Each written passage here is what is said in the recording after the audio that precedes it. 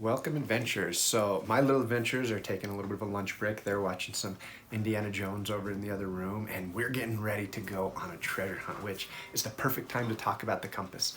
It's a great little starter compass, and in the future, I'll show you how to make a pirate map and bury a treasure and all kinds of stuff. But for right now, let's just look at the basics of getting out there and using a compass, having some fun with it. And don't worry if you drop this compass, don't worry. This is a nice little durable compass, and it's not super expensive. Get it out, bang it up, play with it, and just observe. Always pay attention to which way it points and just have a lot of fun with it. And before you know it, you will be navigating like Daniel Boone. Now, button compasses are notorious for sticking when they come out of the box because they've sat for a while. So if you need to, grab a magnet and just go back and forth a little bit to loosen everything up. This is good practice with your emergency kits, and it points out how a magnetic compass works. Now, little adventurers, make sure you keep magnets like your flashlight or metal away from your compass. Let's look at the compass. This is called a direction of travel arrow. It points the direction you're going to walk, always. That is the bezel ring. It's what you'll adjust to get different degrees for navigating. All right, so let's look up close. If we move the bezel ring, like say if we wanted to walk to the west, we would move the bezel ring until the W, the direction we want to walk west, is in line with the direction of travel. I'm sorry about the focus here, but I did my best to make sure you could see everything. Now, we want to line up the north on the bezel ring with the north on the compass, and we do that by moving our body. I'm just moving my hand here so you can see, but you'd move your whole body. And once the north on the compass and the north on the bezel ring are lined up, then that means the direction of arrow, or the direction of travel arrow, is pointing in whatever direction you set. So that's how you head in a specific bearing. So right here, Scout wants to head in a certain direction. So what he's doing is he turns the bezel ring to that direction, whatever it is. It can be north, south, east, west, 90 degrees, 120 degrees, 22 degrees. He turns the bezel ring until that number is on the direction of travel arrow. Once he's got that all lined up, now he's going to turn his whole body until the north on the compass and the north on the bezel ring line up.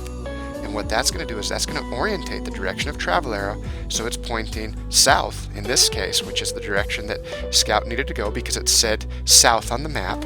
So now he knows where he wants to head, and once he gets it all lined up, he just looks at the direction of travel arrow, looks straight up in the air, picks an object, and runs to it. So the last example was if you read a direction on the map, west, and needed to walk west. But what if you're making a map? What if you hit a treasure by a tree and you want to know what direction that tree is from where you are?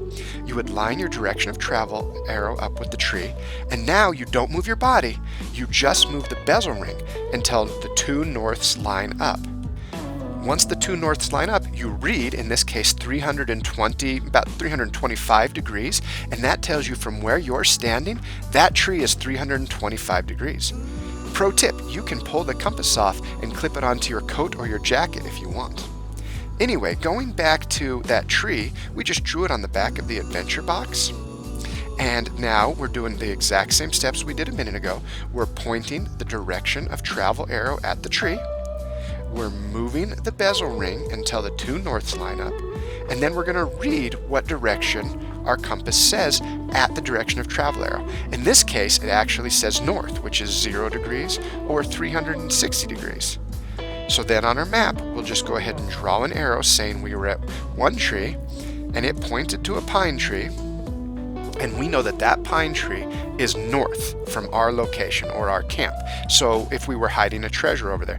Now we still need to know the distance, and we're going to do that by counting our paces or our steps.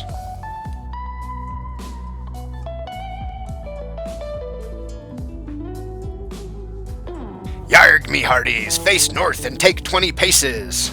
All that means is that you start by stepping with your left foot, and you count every time your left foot hits the ground. That's a pace. A step is every time any foot hits the ground, but a pace is just when the foot that you started with, in this case the left foot, hits the ground. So every time my left foot hits the ground, I would say 1, 2, and so on until I got to the pine tree. Now we stopped on the way because we saw that little tent or fort, which we're going to pretend is a teepee, inhabited by friendly red-headed Indians we can trade with. So for making a map of our yard, let's look closer. I'm drawing the tree right now that we started at. So we've got a little apple tree here. I know it doesn't look like an apple tree, but I'm a survival instructor, not an artist. So we knew that we walked off in a direction. We didn't know what that direction was at first. So we're just going to draw the line. Okay. Now, after using our compass, we knew that it was north. So I'm going to write north. And then Scout and I counted out our steps. Or, excuse me, actually, we counted out our paces, didn't we? So we know that we passed a teepee on the way. I'm going to draw that in. You can always add details to your maps. Maybe you passed some other things too, like some raspberries or some water on your way to this pine tree.